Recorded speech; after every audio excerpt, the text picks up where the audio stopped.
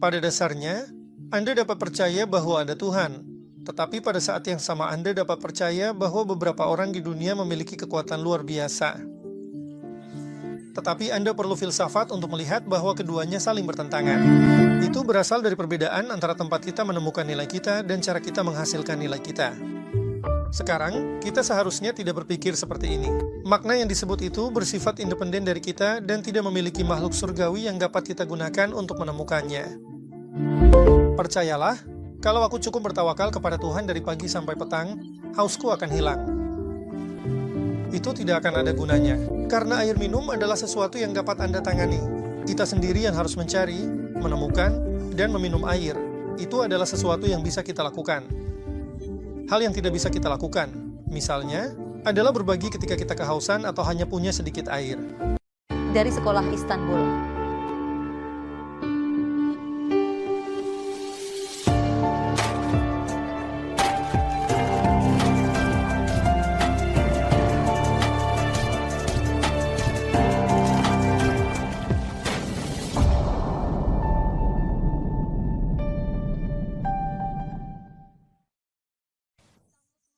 Halo semuanya. Pemirsa yang terhormat, hari ini kita akan membicarakan tentang pencarian makna oleh individu. Tamu kita hari ini adalah Dr. Yasin Ramazan.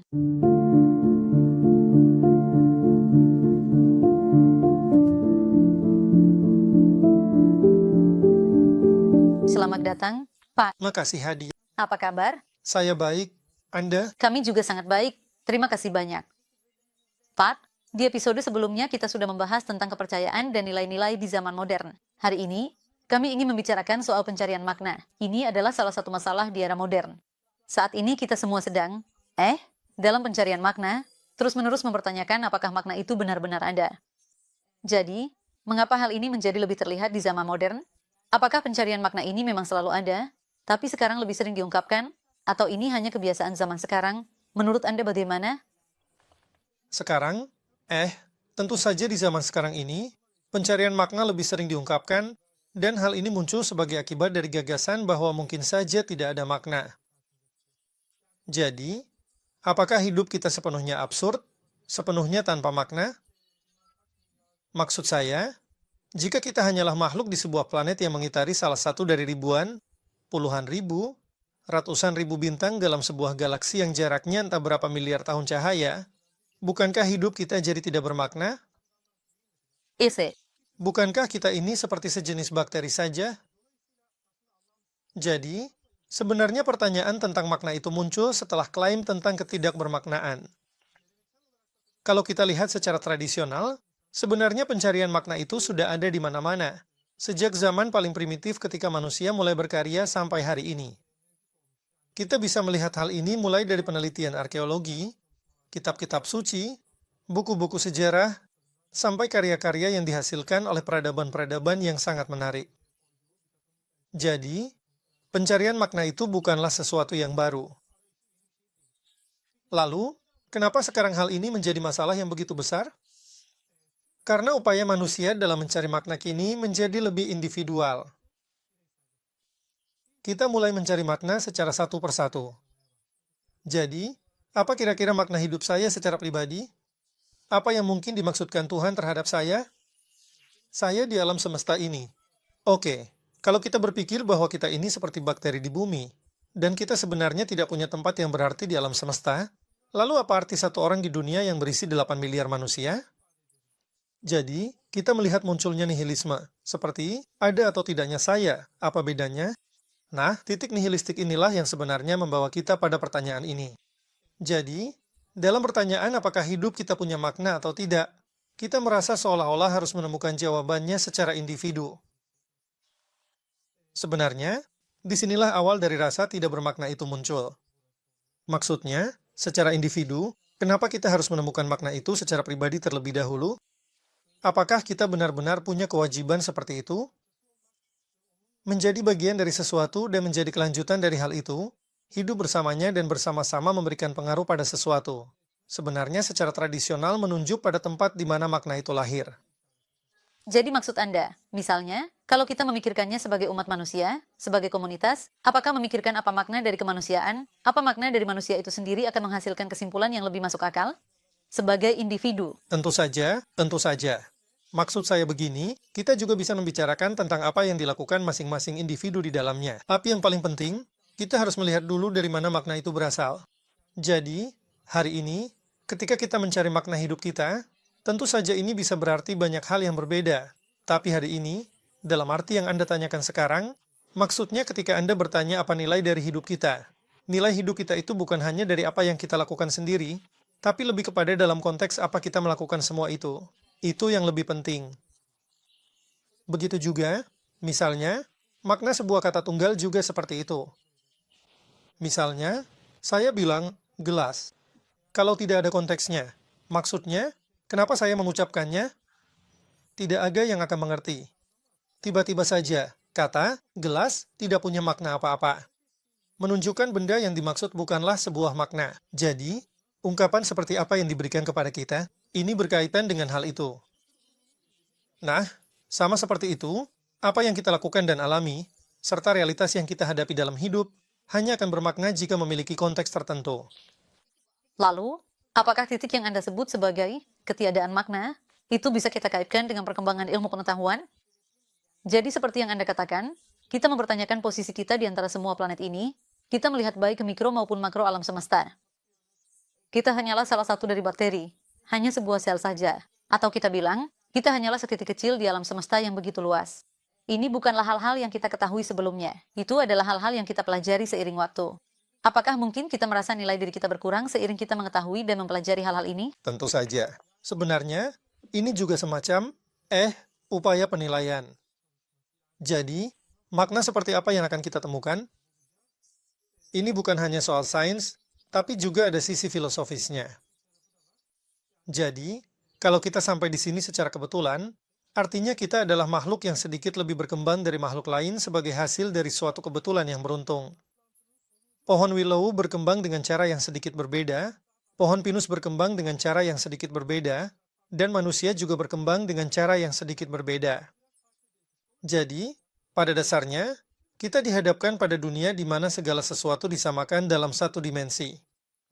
Artinya, pada akhirnya, melalui proses evolusi, seleksi alam membuat beberapa makhluk hidup menjadi lebih unggul dibandingkan yang lain. Namun, hal yang membuat mereka lebih unggul itu bukanlah sebuah konstruksi metafisik. Jadi, siapa yang lebih beruntung, siapa yang lebih berjuang untuk bertahan hidup, spesies itulah yang bertahan, dan sebenarnya kita juga termasuk spesies yang cukup beruntung. Hal ini membuat kita seperti ini. Artinya, walaupun kita memiliki beberapa perbedaan secara kualitatif, kita memiliki beberapa perbedaan secara kuantitatif, tetapi secara kualitatif kita tetaplah makhluk yang sama. Ini artinya begini, misalnya, jika satu ekor rubah hilang dari dunia, tidak akan ada banyak yang berubah di dunia. Ya. Kalau satu manusia hilang dari dunia pun, tidak akan ada yang berubah di dunia. Kalau satu pohon willow hilang pun, tidak akan banyak yang berubah di dunia. Jadi, hal ini menciptakan semacam awan ketidakbermaknaan. Inilah titik di mana nihilisme dimulai. Menariknya, hal ini selalu dianggap memiliki dasar ilmiah. Maksudnya, jika secara ilmiah kita berada di titik ini, ada unsur biologinya, kimianya, fisikanya, lalu ada alam semesta, ada astronominya. Artinya, kita berada di tempat yang sangat kecil di dunia. Jadi, seolah-olah nilai kita juga sangat kecil. Tapi kita sebenarnya melihat pertanyaan ini dari sudut yang salah. Karena hal yang kita sebut nilai itu sebenarnya tidak terlalu berkaitan dengan ukuran kita. Jadi, ini bukan soal ukuran. Kita sedang membicarakan sesuatu di luar 3 dimensi. Makna yang kita maksud itu bukan hanya soal 3 dimensi. Jika kita memikirkan makna sebagai manfaat, misalnya apa makna air? Yaitu membuatmu tetap hidup. Jadi, misalnya, ketika kamu sangat kehausan lalu diberi segelas air, itu bisa terasa sangat berharga bagimu. Kita bisa membicarakan fungsi seperti itu. Tapi ketika kita bertanya pada orang, apa fungsi seorang manusia? Jawabannya adalah, manusia itu tidak punya fungsi. Paling-paling kamu hanya bisa bilang untuk melanjutkan spesiesnya. Tapi pertanyaannya tetap tidak kemana-mana. Seorang nihilis bisa saja berkata seperti ini, kalau spesies itu tidak berlanjut, memangnya kenapa? Ya sudah, tak usah lanjut. Kita tidak akan kehilangan apa-apa. Di antara miliaran planet, hanya akan berkurang 1 bakteri saja. Dan, tidak ada yang berubah di alam semesta. Nah, kalau kita melihatnya seperti ini, semuanya jadi sesuatu yang keliru. Karena kalau semua makhluk ada di satu level yang sama, tidak ada sistem nilai yang bisa membedakan satu dengan yang lain. Ya, maka hidup kita otomatis jadi tidak bermakna. Tapi, Pat, menurut saya ini agak tidak konsisten atau mungkin saya yang tidak paham. Nah, waktu kita bicara di bagian sebelumnya, tentang bagaimana manusia sepenuhnya memikirkan dirinya sendiri, berfokus pada orientasi yang sangat individual. Sebenarnya ketika seseorang merasa dirinya sangat unik, sangat berharga, merasa dirinya satu-satunya di dunia ini, kita melihat bahwa itu adalah bentuk individualisme yang narsistik. Dan sebenarnya itu bukan sikap yang benar juga. Sekarang kalau kita lihat, bukan tentang hanya menghargai dirinya sendiri atau melihat dirinya sendiri yang seperti itu, Anda menyebutnya seperti pembacaan yang nihilistik. Jadi, ketika seseorang tidak melihat nilai itu hanya pada dirinya sendiri, dan kita bilang dia harus memaknai dirinya dalam sebuah kolektif, dalam suatu lingkungan, sebenarnya ketika dia menjauh dari individualisme narsistik itu. Saya juga tidak bisa merangkum pertanyaannya. Jadi, mana yang seharusnya kita lakukan? Sekarang, dia tidak akan sepenuhnya berbalik ke dirinya sendiri dan berkata, saya ini individu, saya satu-satunya. Jelas. Kalau begitu, dia akan menjadi benar-benar tidak berharga. Jadi, bagaimana kita harus menyeimbangkan hal ini? Sebenarnya, ini berasal dari perbedaan antara di mana kita menemukan nilai kita dan bagaimana kita menghasilkan nilai itu. Sekarang, kita seharusnya tidak berpikir seperti ini. Makna itu sendiri bukanlah sesuatu yang terpisah dari kita dan bukan pula sesuatu yang memiliki keberadaan surgawi yang bisa kita temukan. Apa yang kita sebut makna justru terjadi di sini. Itu terjadi dalam hidup kita. Dan, ketika kita ingin menemukannya, sebenarnya kitalah yang memberikannya. Jadi, jika saya berkata saya tidak bisa memberikan makna dalam hidup saya, sebenarnya itu berarti saya tidak menambahkan makna apapun ke dalam hidup saya. Saya mengatakan ini karena suatu alasan. Jadi, jika sesuatu tidak memiliki makna, itu berarti kita lupa memberikannya makna. Bagaimana kita memberinya makna? Nilai seperti apa yang akan kita berikan? Ini, pada dasarnya adalah sesuatu yang akan terjadi dalam hubungan kita dengan lingkungan sekitar. Tapi lingkungan kita tidak secara otomatis memberikan makna pada sesuatu. Jadi, makna itu bukan sesuatu yang terbentuk secara otomatis dan kemudian kita temukan lalu terapkan dalam hidup kita. Saat kita memberikan makna, kita sendiri juga harus terlibat di dalamnya. Misalnya, mari kita bicara tentang hubungan dua orang. Jadi, misalnya hubungan antara seorang ibu dengan anaknya, seorang ayah dengan anaknya, atau hubungan suami istri, atau hubungan dua sahabat, hubungan antar saudara. Dalam semua hubungan itu, memiliki potensi makna tidak berarti hubungan itu otomatis menjadi bermakna. Misalnya, hubungan antara ibu dan anak. Oke, kita anggap itu mulia, sangat bermakna dan indah, tapi itu berasal dari sesuatu yang alami. Lalu, apa yang membuat hubungan itu menjadi bermakna? Harus ada hal-hal tertentu yang melampaui baik ibu maupun anak. Makna memang seperti itu. Artinya, sesuatu hanya bermakna jika menunjuk pada sesuatu yang melampaui posisi Anda saat ini. Untuk bisa melakukan itu, pertama-tama kita memang harus membicarakan tentang masyarakat yang melampaui individu, dan juga nilai-nilai tertentu yang melampaui masyarakat. Kalau Anda duduk sendirian dan berkata, saya ingin membuat sesuatu menjadi bermakna, itu akan terlihat agak lucu. Jadi, sebenarnya kita mengatakan bahwa makna itu adalah sesuatu yang dibangun. Baik, Pak, dalam pencarian makna ini, bagaimana kepercayaan bisa membimbing kita? Bagaimana kepercayaan bisa menunjukkan jalan? Kepercayaan, pada dasarnya, jika berkaitan dengan hal-hal yang berada di luar lingkungan kita dan hal-hal yang tidak bisa kita atasi, maka kepercayaan bisa membimbing kita. Tapi jika kepercayaan Anda adalah kepercayaan yang primitif, misalnya kepercayaan yang berkembang dalam bentuk kepercayaan pada kekuatan magis atau hal-hal luar biasa, maka kepercayaan seperti ini tidak akan bisa membawa Anda terlalu jauh. Karena pada dasarnya, yang kita sebut kepercayaan itu harus berkaitan dengan sesuatu yang transenden. Seperti yang saya bilang, kepercayaan itu harus berkaitan dengan hal-hal yang tidak bisa Anda atasi. Misalnya, kalau dari pagi sampai malam Anda percaya bahwa kalau saya cukup pasrah, rasa haus saya akan hilang, itu sama sekali tidak akan ada gunanya. Karena minum air adalah sesuatu yang bisa kita atasi. Mencari, menemukan, dan meminum air adalah sesuatu yang bisa kita lakukan sendiri. Hal yang tidak bisa kita lakukan. Misalnya, ketika kita kehabisan air, atau hanya punya sedikit air, bisa berbagi air itu misalnya. Itu bukan sesuatu yang terjadi secara otomatis, atau bisa memberikan air kepada orang yang paling membutuhkan. Kenapa bisa memberikan? Karena di sini bisa ada sebuah makna, misalnya, seperti mendapatkan ridha dari Sang Pencipta. Atau, benar-benar memiliki kepedulian untuk bisa berperilaku secara bermoral, itu adalah hal-hal yang tidak bisa dihadapi sendiri oleh manusia. Hal-hal yang dapat Anda tangani jika ada sesuatu di luar kemampuan Anda.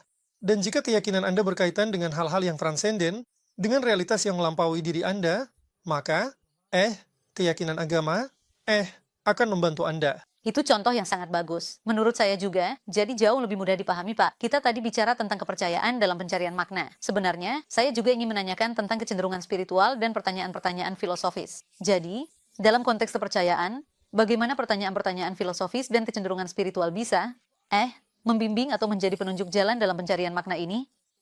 Apakah kita harus melihat semua ini sebagai satu kesatuan? Filsafat, tentu saja, berkaitan dengan bagaimana kita melakukannya. Saat membahas, nihilisme juga merupakan sebuah filsafat dan pada akhirnya mengatakan bahwa hidup dan segala upaya manusia, seperti batu Sisyphus itu, sebenarnya adalah serangkaian usaha yang tidak bermakna dan berubah menjadi absurditas yang berasal dari melakukan hal yang sama berulang-ulang, dan hanya sebatas itu. Tapi, filsafat bisa membantu kita dalam hal ini. Jika kita meluangkan cukup waktu untuk menganalisis, maksudnya jika kita melakukan filsafat dengan kesadaran, jika kita mencari makna tentang mengapa kita melakukan sesuatu melalui penyelidikan filosofis, sebenarnya kita mulai melihat bahwa banyak hal membentuk kesatuan yang bermakna, membentuk suatu keutuhan. Jadi, apa yang kita sebut sebagai ketidakbermaknaan itu sebenarnya kebanyakan adalah terpecahnya keutuhan tentang dunia, tentang hidup kita, tentang lingkungan kita. Tentu saja, para psikolog bisa mengungkapkan hal ini dengan cara yang lebih, rinci. Tapi makna yang kita maksud itu, pada dasarnya, adalah sesuatu yang datang dari sebuah keutuhan, dan yang menjaga keutuhan itu adalah, penilaian-penilaian filosofis kita, keyakinan-keyakinan dasar kita, dan bagaimana semuanya itu saling, berhubungan. Jadi, banyak orang bisa saja mengabaikan hal-hal ini. Misalnya, pada saat yang sama, Anda bisa saja secara mendasar percaya bahwa Tuhan itu ada, tapi juga, percaya bahwa ada beberapa orang di dunia yang memiliki kekuatan luar biasa. Namun, untuk bisa melihat bahwa kedua hal ini saling bertentangan, Anda membutuhkan filsafat. Jadi, ketika Anda berpikir secara filosofis, misalnya, saya percaya pada seorang pencipta, tapi seperti apa pencipta itu? Maka akan muncul banyak, argumen-argumen filosofis di hadapan Anda. Anda juga bisa menemukan argumen-argumen tersebut. Dan seperti apa dunia yang diciptakan oleh pencipta seperti itu? Bagaimana saya bisa menemukan makna dari sini? Kita bisa sampai pada pertanyaan ini melalui filsafat. Dunia modern sebenarnya menawarkan kita gaya hidup yang lebih materialistis. Bagaimana hal ini memengaruhi pencarian makna kita? Jika ada kecenderungan yang lebih materialistis, jika masyarakat terus berjalan seperti ini, bagaimana hal ini bisa memengaruhi pencarian makna kita, baik secara individu maupun secara sosial? Dunia yang materialistis adalah dunia yang satu dimensi. Dan di dunia yang satu dimensi, seperti namanya, tidak ada apa-apa selain materi. Dan, materi, maksudnya benda, tidak kemana-mana. Artinya, ia berubah, bertransformasi, misalnya menjadi energi dan sebagainya. Tapi pada akhirnya kita sedang membicarakan satu dimensi di sini. Dan ini justru kebalikan dari pencarian makna itu sendiri. Jadi, bagi seseorang yang materialis, seseorang yang berpikir bahwa dia hidup di dunia materialis, seseorang yang berpikir bahwa dia hidup di dunia yang hanya terdiri dari materi, makna baginya juga hanya berkaitan dengan pelestarian materi. Jadi, yang kita sebut materi ini bisa berarti pelestarian benda apapun dalam arti yang paling konkret, atau bisa juga berarti pelestarian keuntungan materi. Dan pada akhirnya, ini berubah menjadi pragmatisme. Karena jika hal-hal yang dianggap bernilai oleh manusia hanya terbatas pada dunia materi, tentu saja, untuk meningkatkan nilainya, dia akan berusaha menambah materi yang dimilikinya. Dan inilah yang pada akhirnya, menyebabkan hilangnya nilai-nilai yang sebenarnya kita hadapi saat ini.